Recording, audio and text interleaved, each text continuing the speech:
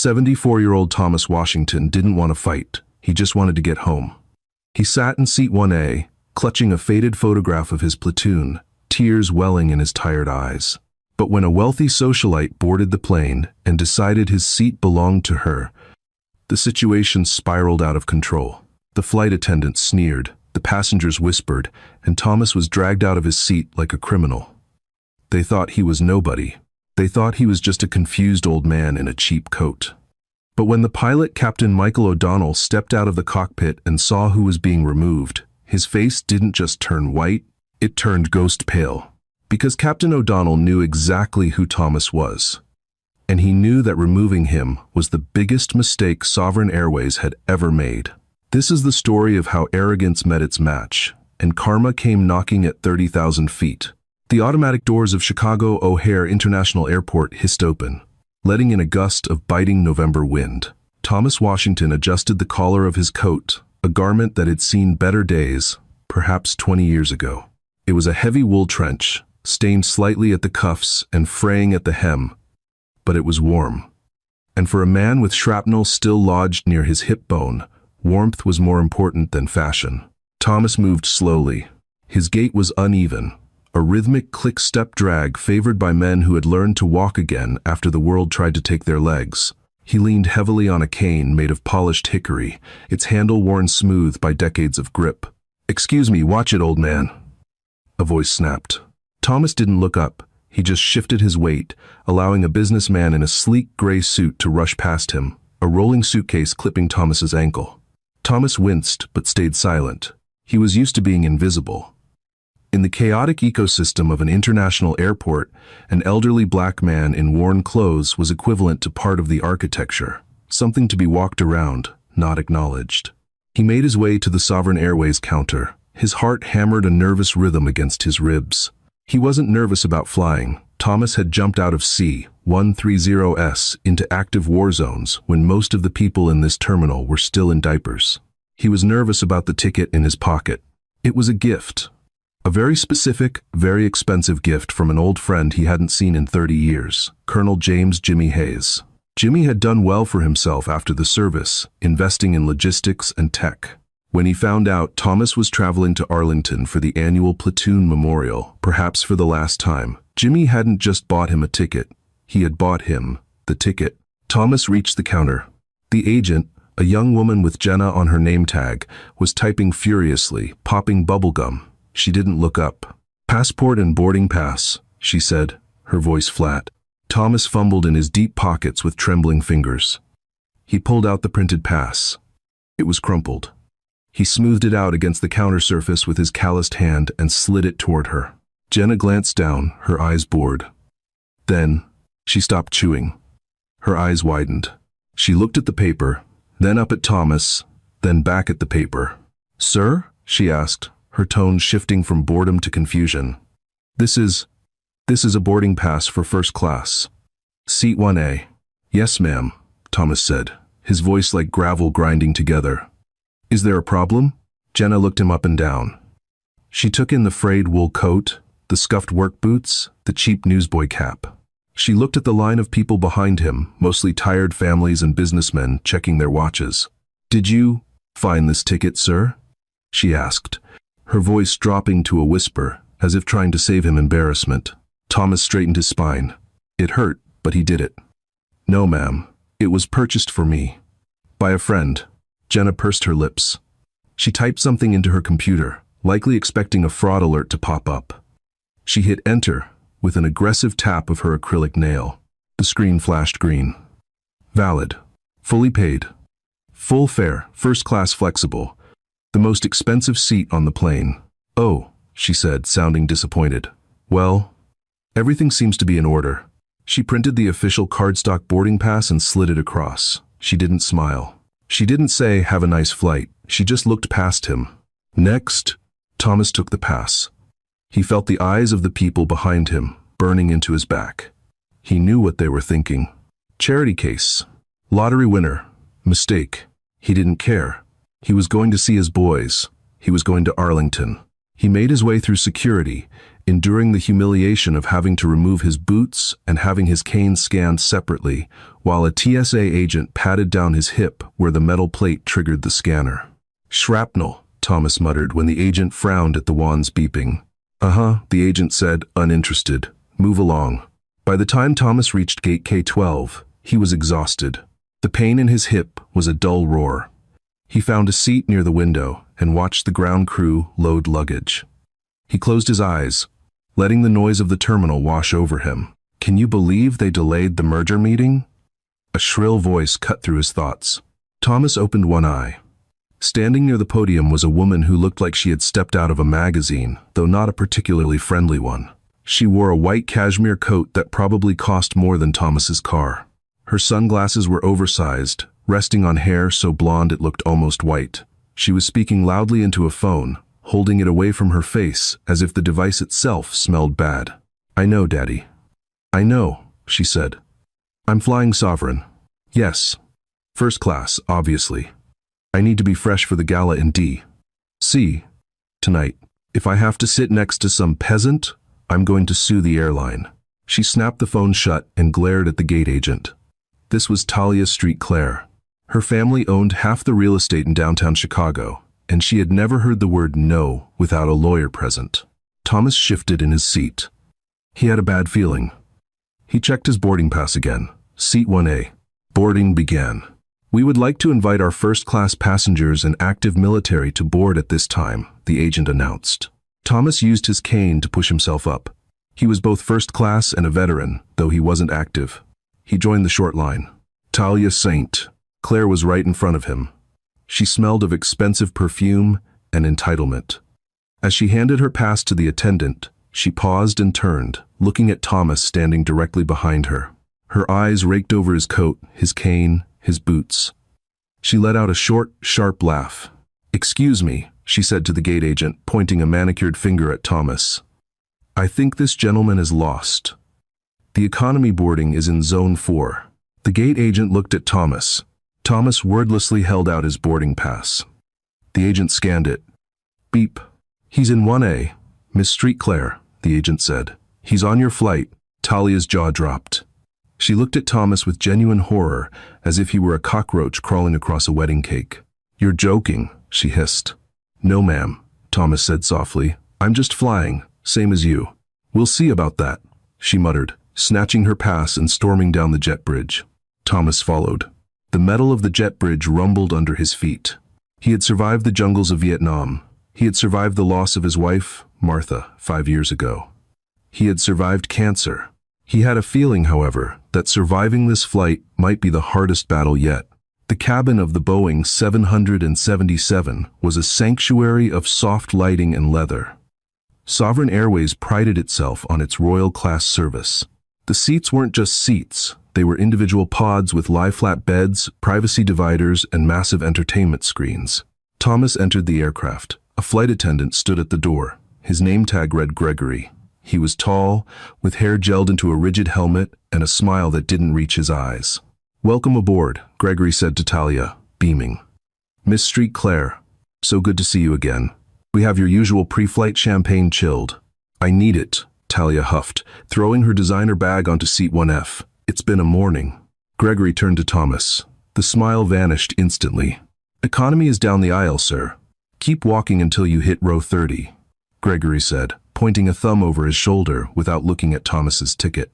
Thomas stopped. He took a deep breath. "I believe I'm here," he said, holding up his pass. "Seat 1A. Gregory snatched the pass from Thomas's hand. He stared at it, frowning. He held it up to the light as if checking for a counterfeit watermark. 1A? Gregory repeated. He looked at seat 1A, the prime spot, the bulkhead window seat with the most legroom. Then he looked at Thomas. "There must be a computer error. This seat is usually reserved for high-priority guests." "I have a ticket," Thomas said, his voice steady. "My name is on it." Gregory sighed, a loud, theatrical exhale. "Fine, take your seat. But please, sir, try to stow that stick somewhere it won't scratch the paneling." "It's a cane," Thomas corrected him. "Whatever," Gregory muttered, turning back to Talia. Thomas moved to seat 1A. It was beautiful. He sat down, the soft leather embracing his aching back. He placed his cane carefully against the side wall. He felt out of place, yes, but he also felt a strange sense of dignity. Jimmy had wanted him to have this. For once in his life, he was going to relax. He closed his eyes. Excuse me? The voice was icy. Thomas opened his eyes. Talia Street Claire was standing over his pod, hands on her hips. Yes, ma'am? You're in my seat, she stated. Thomas frowned. He pulled his ticket out again. It says 1A, right here. I don't care what your little piece of paper says, Talia snapped, her voice rising. I always sit in 1A. Everyone knows that. I like the bulkhead because I have extra carry-ons. You need to move. Ma'am, I was assigned this seat, Thomas said, his patience thinning. I have a bad hip. The legroom helps. Oh, cry me a river. Talia rolled her eyes. She turned and snapped her fingers. Gregory, get over here. Gregory came rushing from the galley, a bottle of champagne in hand. Is there a problem, Miss Street Claire? Yes, there is a massive problem, she pointed at Thomas. This man is refusing to switch seats with me. I want 1A. Put him in 1F. Or better yet, put him back in coach where he belongs. He smells like old soup. She waved her hand in front of her nose dramatically. Thomas felt heat rise in his cheeks. He had showered that morning. He had put on his best Sunday aftershave. Gregory turned to Thomas, his face hardening. Sir, Miss Street Claire is a Platinum Sovereign member. She requests this seat. It would be beneficial if you would accommodate her. Beneficial for who? Thomas asked, gripping the armrests. I have a ticket for this seat. I am not moving. Look, Gregory lowered his voice, leaning in. Let's be real. You don't fit in here. You're making the other passengers uncomfortable. Look at you. You're distressing the clientele. If you move to seat 24B, I can give you a meal voucher. 24B? Thomas asked. That's a middle seat in economy. It's a seat. Gregory shrugged. Take it or leave it. I paid for first class, Thomas said, his voice dropping an octave, the tone of the sergeant major emerging. I am staying in first class. Talia let out a screech of frustration. This is unbelievable. I am calling my father. This airline is going to hear about this. I am not sitting across the aisle from a vagrant. By now, other first-class passengers were watching. A man in 2A buried his face in a newspaper. A woman in 2F looked sympathetic but said nothing. Gregory stood up straight. He tapped his earpiece. Sir, I am going to ask you one more time. Move to economy, or I will have you removed for being disruptive. I am not being disruptive, Thomas said calmly. I am sitting in the seat I have a ticket for. You are raising your voice in aggressive posturing, Gregory lied smoothly. That is a security risk. I haven't moved, Thomas said. That's it, Talia shouted. Get him off. I don't feel safe. He has a weapon. Look at that heavy stick. Gregory smirked. He had the excuse he needed. Sir, you are now a threat to flight safety. I am calling the captain. Thomas looked at the two of them, the spoiled heiress and the power-tripping steward. He felt a heavy sadness in his chest. He had fought for this country. He had bled for the freedom these two enjoyed. And now, he was being treated like garbage because his coat was old. Call the captain, Thomas said softly. Go ahead. Gregory stormed toward the cockpit. Talia sat in 1F, crossing her arms and glaring at Thomas. You're done, old man. You are so done. Thomas just looked out the window. The sky was gray. He touched his chest pocket, feeling the outline of the small velvet box he carried there. He wasn't worried about the captain. He was worried about being late to Arlington. The cockpit door opened. Gregory stepped out, looking smug. Behind him came the pilot. Captain Michael O'Donnell was a man in his late 40s, with silvering hair and a jawline that suggested he didn't suffer fools. He looked annoyed to be dragged out of his pre-flight checks. What is the problem here?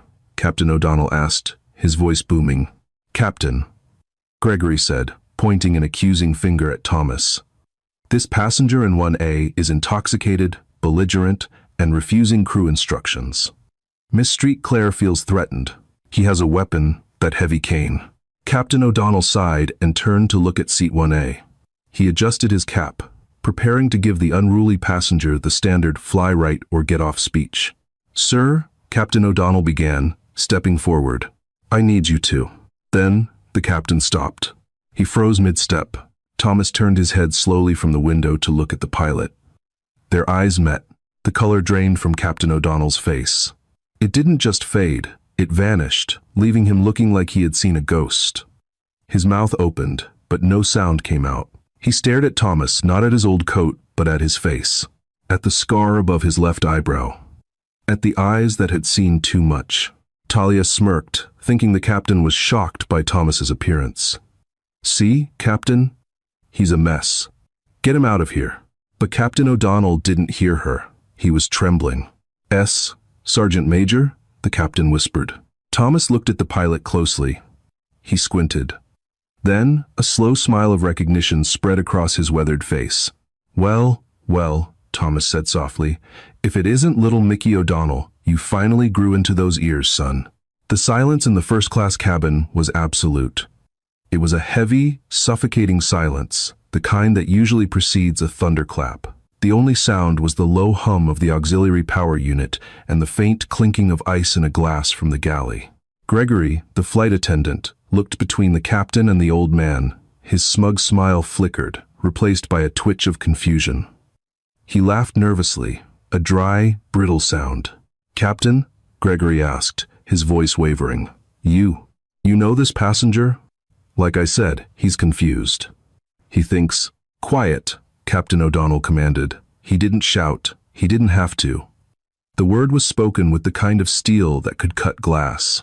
Michael O'Donnell ignored his flight attendant. He ignored Talia Street Claire, who was currently gaping at him with her mouth open, her expensive sunglasses sliding down her nose. He only had eyes for Thomas.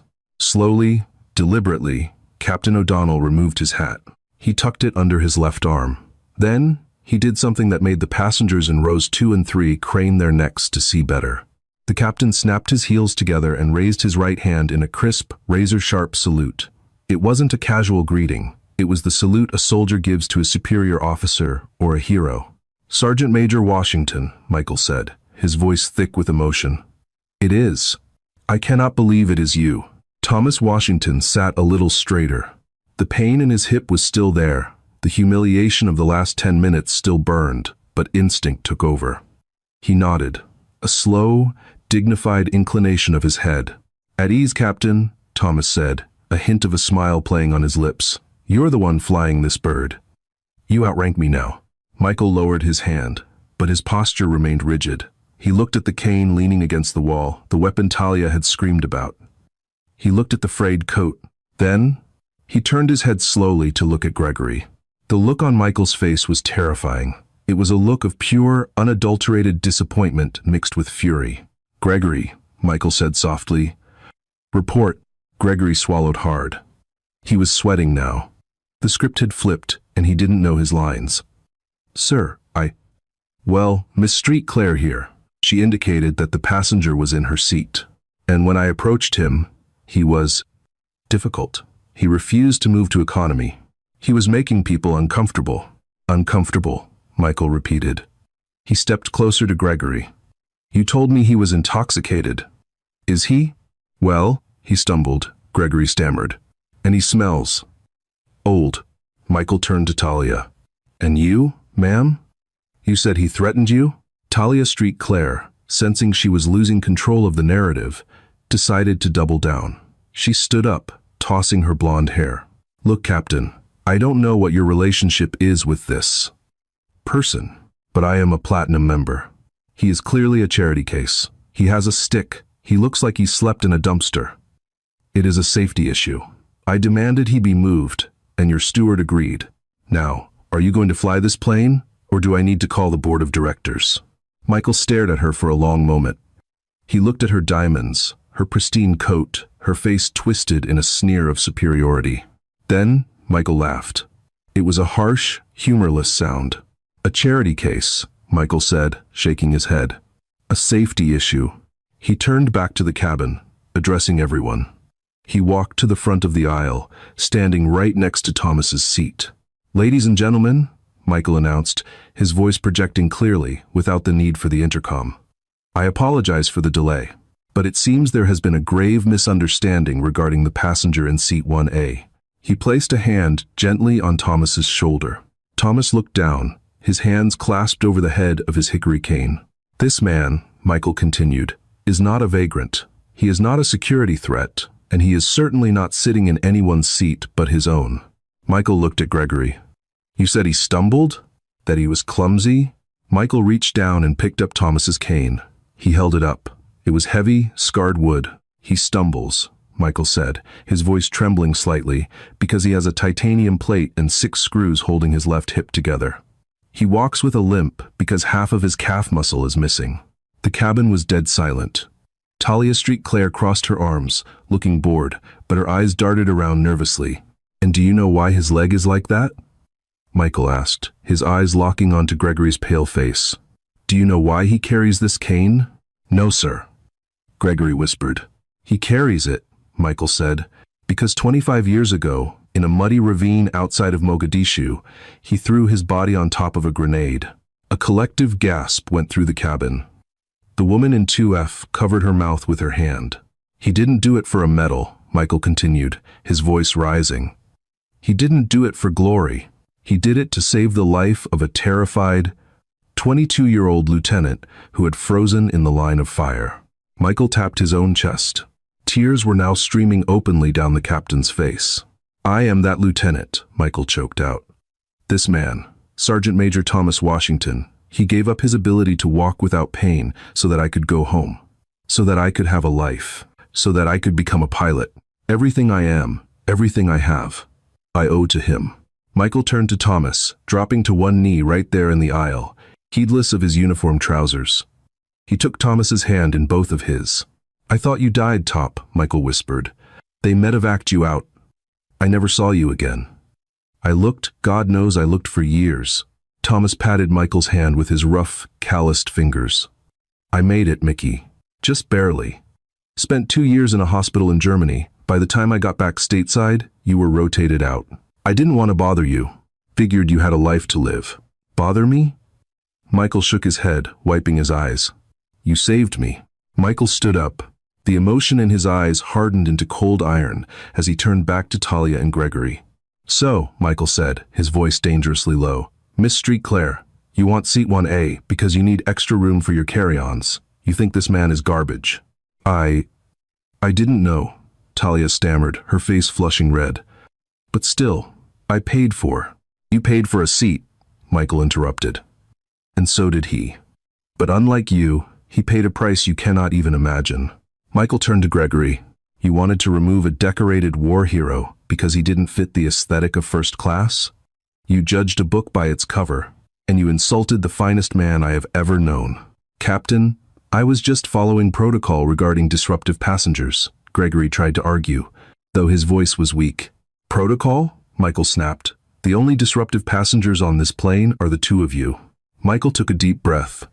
He looked at his watch. Here is what is going to happen, Michael announced. Sergeant Major Washington is flying in seat 1A. He will receive the finest service this airline can offer. If I hear that his glass is empty for more than 5 seconds, there will be hell to pay. He looked at Talia. Miss Street Claire, you have 2 choices. You can sit in your assigned seat, 1F, and remain completely silent for the duration of this flight. Or, you can get off my plane. Right now, Talia gasped. You can't kick me off. I'm a St. Clair. I am the captain, Michael said, his voice final. Under maritime and aviation law, I have absolute authority over the safety and order of this vessel. You are causing a disturbance. Sit down, or get out. Talia looked around. She saw the other passengers glaring at her. The man in 2A was actually filming her with his phone. She realized that making a scene now would end up on the evening news, and not in a way her father would like. She huffed, grabbed her bag, and stomped over to seat 1F. She sat down, crossed her arms, and stared out the window, fuming. And you, Michael said to Gregory. Get into the cockpit jump seat. You are relieved of cabin duties for this flight. I don't want you near this man. Send Jennifer up from economy to work first class. Gregory looked like he was going to be sick. Yes, Captain. He slunk away toward the front galley. Michael turned back to Thomas. His demeanor softened instantly. I have to do pre-flight checks, Top, Michael said apologetically. But once we're at cruising altitude, I'm coming back. We have 25 years of catching up to do. Go fly the plane, Mickey. Thomas smiled, his eyes wet. I ain't going nowhere. The plane took off. The roar of the engines was a comfort to Thomas, a familiar sound that vibrated through the floorboards. As the aircraft climbed through the cloud layer, breaking into the brilliant sunshine above, Thomas finally allowed himself to relax. Jennifer, the flight attendant brought up from economy, was a stark contrast to Gregory. She was older, with kind eyes and a motherly demeanor. She had clearly been briefed by the captain. She treated Thomas not just like a VIP, but like royalty. She brought him warm nuts, a glass of 1.8-year-old scotch, which he accepted, with a nod, and a warm towel. But Thomas barely noticed the luxury. His mind was drifting back, seeing Michael O'Donnell had unlocked a vault of memories he usually kept bolted shut. He closed his eyes, and the hum of the jet engines transformed into the thwup-thwup-thwup of Black Hawk rotors. Somalia, 1993. The heat was the first thing he remembered. It was a physical weight, pressing down on them, smelling of dust, burning rubber, and rot.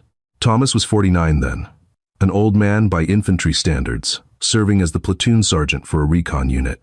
Michael O'Donnell was the new second lieutenant. He was 22, fresh out of West Point, with a uniform that was too clean and a map he checked every 30 seconds. The men called him the Boy Scout behind his back. He was eager, by the book, and completely unprepared for the chaos of Mogadishu. They had been on a routine patrol near the K4 roundabout when hell opened up. It started with a tire blowing out on the lead Humvee sniper fire. Then, the RPGs came. The ambush was well coordinated. Militia poured out of the alleyways, firing AK-47s from the hip. The noise was deafening. Dust kicked up, blinding them. Contact left, Thomas had screamed, grabbing Michael by the vest and dragging him behind the cover of a wrecked wall. Michael was frozen. His eyes were wide, staring at the body of his radio operator who had been hit in the first volley. The lieutenant was hyperventilating, his rifle shaking in his hands. LT, look at me, Thomas shouted, slapping Michael's helmet. Breathe. I need you to call in air support. Now. I can't. The radio is. Michael stammered. Use the backup, Thomas roared, firing 3 controlled bursts over the wall to suppress the enemy. Get your head in the game, sir, or we all die here. Thomas took charge. He moved up and down the line, rallying the young soldiers, directing fire, checking ammo. He was a whirlwind of calm in the center of the storm. He forced Michael to focus, guiding him through the coordinates until the distinct whine of Little Bird helicopters signaled relief. But the militia wasn't giving up. As the team prepared to move to the extraction point, a grenade landed in the dust. It was a Soviet-made F-1 grenade. It looked like a small, black lemon. It landed right between Michael and the medic. Michael didn't see it. He was looking at his map. Thomas saw it. There is no time to think in a moment like that.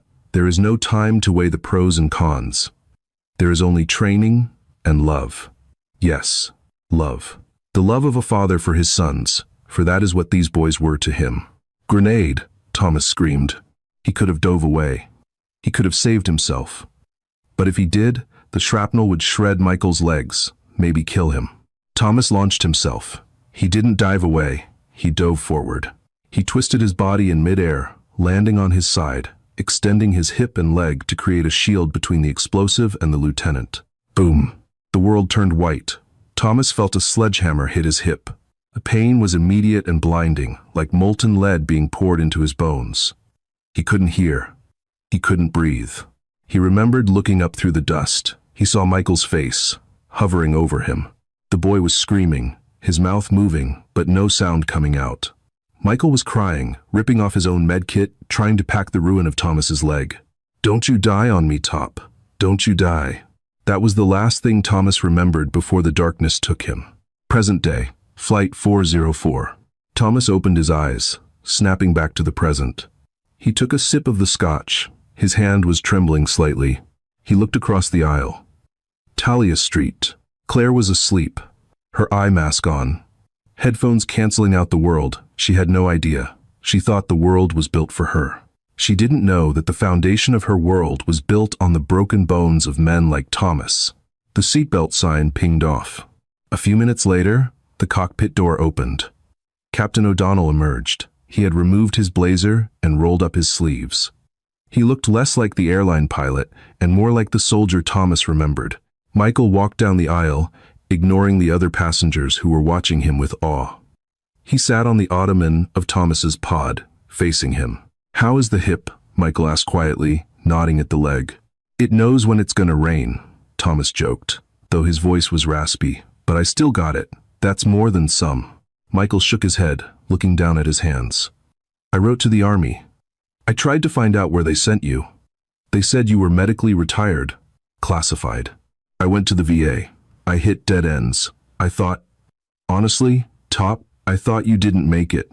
"I was in bad shape, Mickey," Thomas admitted. "Infection set in. Almost lost the leg entirely. By the time I was walking again, 3 years had passed. I was just an old cripple living on a pension. I didn't want to show up at your door like a ghost." "You should have," Michael said fiercely. "My wife? My kids? They know your name. Every Thanksgiving, before we eat, we toast to Sergeant Washington. My oldest son, his middle name is Thomas." Thomas felt a lump form in his throat. He looked away, out the window at the clouds. "You did good, Mickey? You happy?" "I am," Michael said. "I flew cargo for a while, then got this gig. It's a good life, a quiet life." He paused. "But I never forgot, not for a day." Michael leaned in closer. "Where are you headed?" D.C.? "Arlington," Thomas said. "Reunion. The boys from the first Cav. It's the 25th anniversary." Michael's eyes widened. "The 25th. Of course." Thomas sighed. "I didn't think I was going to make it. Money's been tight since Martha passed. But an old buddy, Jimmy Hayes, he bought me this ticket. Said I had to go." "Martha passed?" Michael looked stricken. "I'm so sorry, Top." "She was a good woman," Thomas said. "She's waiting for me." Michael looked at Thomas, really looked at him. He saw the frayed cuffs of the coat. He saw the scuffed boots. He realized that while he had been rising in the world, living in luxury, the man who saved him had been struggling. A hard look entered Michael's eyes, the same look he had when he finally picked up that radio in Mogadishu and called in the airstrike. "Jimmy bought you a ticket?" Michael said slowly. "But who is picking you up? Where are you staying?" Thomas shrugged. "I got a Motel 6 reserved near the highway. Gonna take a bus from Reagan." "No," Michael said. "No, you are not." "Mickey, I'm fine." "You are not taking a bus," Michael said, his voice leaving no room for argument. "And you are sure as hell not staying at a Motel 6. Michael stood up. He walked over to the galley where Jennifer was preparing meals. He whispered something to her. She nodded vigorously, grabbing a notepad. Michael came back. "I have a layover in D.C. for 2 days. I was going to stay at the crew hotel. Change of plans." "You don't have to do that," Thomas protested. "I'm not asking, Sergeant Major," Michael smiled. "I'm giving an order. You're stuck with me. And tonight, you and I are going to dinner. A real dinner. And I'm going to tell you about the time I tried to fly a Cessna into a headwind and almost landed backwards." Thomas laughed, a genuine belly laugh that eased the tension in his chest. For the next 2 hours, the first-class cabin was treated to a sight rarely seen. The captain of the aircraft sat with the homeless-looking man in 1A, sharing stories, laughing, and debating the merits of different MRE flavors. The other passengers watched. The man in 2A put his newspaper away and just listened. The judgment in the cabin had evaporated, replaced by a deep, reverent respect. They realized they were in the presence of something profound, a bond forged in blood and time. But karma wasn't done yet. The flight still had to land. And Talia Street, Claire, stewing in her silence, had not learned her lesson. She was texting furiously under her blanket, preparing a war of her own. She was texting her father. She was texting the airline CEO. She was going to ruin Captain O'Donnell, and she was going to destroy Thomas Washington. She had no idea that by sending those texts, she was digging her own grave. As the Boeing 777 began its descent into Dulles International Airport, the cabin atmosphere was divided. In seat 1A, a veteran and his savior were sharing a quiet moment of peace. In seat 1F, Talia Street Claire was a coiled spring of malice. Her thumbs flew across her smartphone screen. "Daddy, I've been harassed. The pilot is insane. He's friends with a homeless man he let stay in first class. They threatened me. I want the police at the gate. I want this pilot's wings. Now. She received a reply almost instantly. On it, Talia. The CEO of Sovereign is a personal friend. He's meeting the flight. This will be handled. Talia smiled, a sharp, jagged expression. She looked over at Thomas, who was watching the sunset paint the clouds in hues of violet and gold. Enjoy it while it lasts, old man, she thought. Because when we land, the real world begins. And in the real world, people like me own people like you. The landing was smooth, a testament to Michael's skill. As the plane taxied toward the gate, the fasten seatbelt sign extinguished with a chime. Usually, first-class passengers are the first to deplane. But as the jet bridge connected, Captain O'Donnell stepped out of the cockpit. He didn't go to the door to say goodbye. He walked straight to Thomas. Wait here with me, Top, Michael said. I want to make sure you get off okay.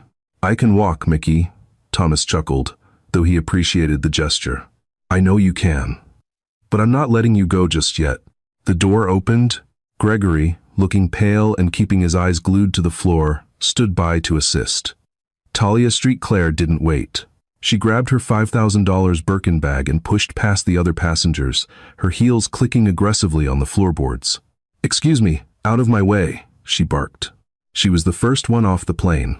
As she stepped into the terminal, she saw what she had been waiting for. Standing at the gate was a small group of men in dark suits. In the center was her father, Arthur Street. Claire, a man whose face was usually on the business section of the Tribune. Next to him was a man in a sharp navy blazer, CEO Ryder Hayes of Sovereign Airways. Behind them stood two airport police officers. Daddy, Talia shrieked, throwing herself into her father's arms. It was horrible, truly traumatic.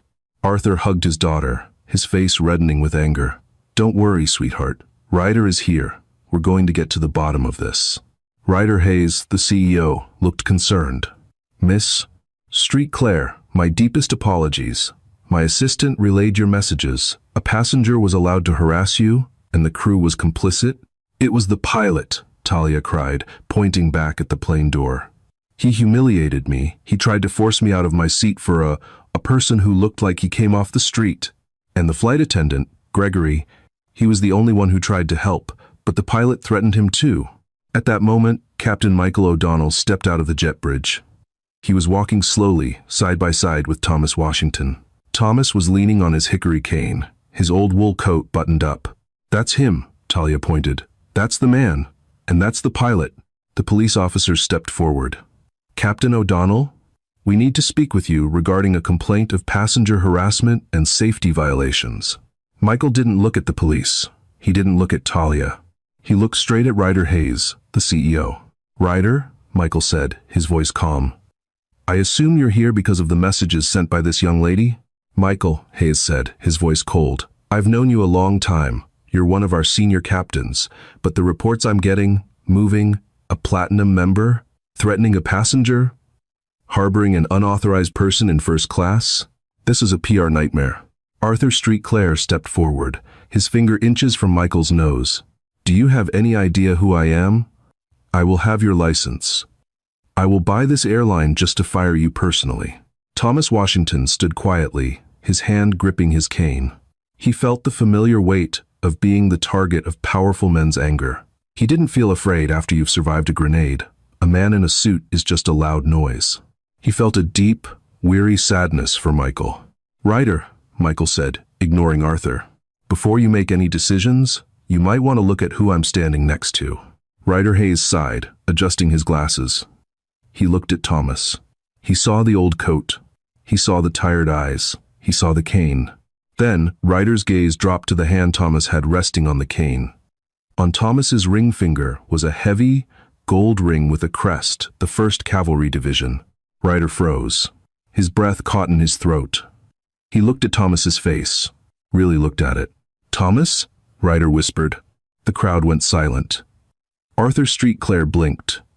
Talia's mouth fell open. Thomas squinted at the CEO. Ryder? Little Bobby Hayes? Jimmy's kid? Ryder Hayes's eyes filled with tears. He ignored the police, ignored the Street Claires, and rushed forward. He didn't shake Thomas's hand. He hugged him, a fierce, bone-crushing embrace that nearly knocked the old man over. "Oh my God," Ryder sobbed. "Thomas, it's been decades. My father, he told me you were coming. But he didn't tell me what flight. He wanted to surprise me." Ryder turned to the police, his face transformed with a terrifying fury. "Get away from him. Get away from this man right now." The terminal gate had become a theater. Passengers from the flight had gathered around, many of them holding up phones, recording the scene. "Ryder, what are you doing?" Arthur Street Clare demanded, his voice trembling with a mix of confusion and rising fear. "This is the man who harassed my daughter." Ryder Hayes turned on Arthur like a wolf. The CEO of Sovereign Airways was no longer a corporate executive. He was the son of a soldier, and he was a Shishaya protecting family. "Your daughter," Ryder spat, the name sounding like an insult, "is lucky I don't have her permanently banned from every airline in the SkyTeam Alliance." "What?" Talia shrieked. "But he—" "Shut up, Talia," Ryder roared. He turned to the crowd, his voice booming so it could be heard across the terminal. "For those of you who don't know," Ryder announced, "my father, Colonel James Hayes, served in the United States Army. 30 years ago, he was trapped in a burning vehicle in a desert a world away. This man, Thomas Washington, pulled him out while under heavy fire. He saved my father's life. He is the reason I have a father. He is the reason I am standing here today." Ryder looked at Talia, his eyes like ice. "And I just received a full report from my lead flight attendant, Jennifer, via the onboard data link. I also received a video from a passenger in 2A. Ryder held up his tablet. It showed the video of Talia calling Thomas garbage and a vagrant. It showed Gregory, the flight attendant, sneering at Thomas and trying to force him to the back of the plane. "Arthur," Ryder said, his voice deathly quiet, "your daughter didn't just misunderstand a seating assignment. She racially profiled, harassed, and attempted to humiliate a Congressional Medal of Honor recipient." The word Medal of Honor hit the room like a physical shock. The police officers immediately took a step back and snapped to attention. "Wait," Arthur stammered, his face turning a sickly shade of gray. "Ryder, let's be reasonable. She's young, she was stressed. She is an adult," Ryder countered. "And her actions have consequences." Ryder turned to the police officers. "Officers, I want to file a formal report of passenger interference and filing a false police report against Talia Street Clare. I also want her escorted out of this terminal. She is officially blacklisted from Sovereign Airways. Permanently, you can't do that," Talia wailed, tears of genuine panic now streaming down her face. "I have a gala. I have my status." "Your status," Ryder said, "is 0. And Arthur, as for your merger meeting tomorrow, don't bother showing up. My board of directors does not do business with families who treat veterans like refuse."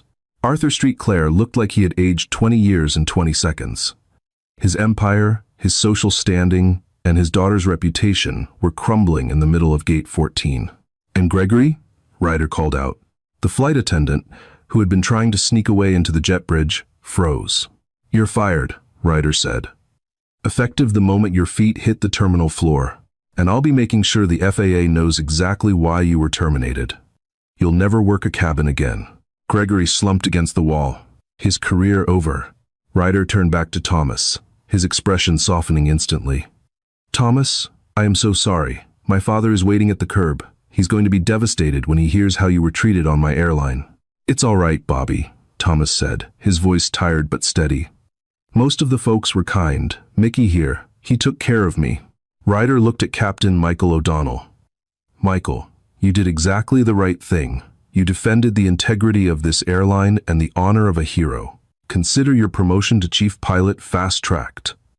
And take the next week off, fully paid. You're going to Arlington with Thomas?" Michael's eyes shone. "Thank you, sir. Now," Ryder said, taking Thomas's arm, "let's get you home. Real home." As the group began to walk away, the passengers in the terminal began to clap. It started with one person, then another, until the entire gate was echoing with a standing ovation. Talia Street Clare stood in the center of the terminal, sobbing as a police officer placed a hand on her arm to lead her away. Her father stood frozen, his phone ringing in his pocket, likely the first of many calls from angry shareholders. The garbage had been cleared away. But it wasn't Thomas. The morning at Arlington National Cemetery was crisp and silent. The white headstones stood in perfect, haunting rows, a sea of marble under the autumn sun. Thomas Washington stood at the foot of a specific grave. He was no longer wearing the frayed wool coat. He was dressed in a pristine, midnight blue suit provided by the Hayes family. On his lapel, hung from a blue silk ribbon, was the Medal of Honor. Next to him stood Michael O'Donnell and Ryder Hayes. Thomas reached into his pocket and pulled out a small, withered flower, a poppy. He knelt down, his hip groaning with the effort, and placed it on the grass. "I made it, boys," Thomas whispered. "Took me a while, and I had some trouble on the way. But I'm here." He stood up, and, for a long minute, the three men stood in silence. They weren't just a veteran, a pilot, and a CEO. They were 3 generations of lives intertwined by a single act of courage. Thomas looked up at the sky. A formation of jets flew high above, leaving white trails against the blue. For the first time in many years, Thomas didn't feel invisible. He felt seen. He felt valued. He felt at peace. The world had tried to push him to the back of the plane, but life and karma had a way of making sure the right people ended up in the front. Thomas Washington's journey reminds us that true nobility isn't found in a first-class ticket or a designer coat, but in the scars we carry for others. Talia Street. Claire thought she could buy respect, but she learned the hard way that honor is earned, not sold. When we judge others by their appearance, we risk missing the heroes walking among us. If this story moved you, if you believe that every veteran deserves to be treated with the dignity they've earned, then please show your support. Hit that like button to honor men like Thomas. Share this video to remind the world that karma always finds its way to the right seat. And don't forget to subscribe and turn on the notification bell so you never miss another story of justice, heart, and the power of the human spirit. Thank you for watching, and remember, always look closer. You never know whose life you're touching.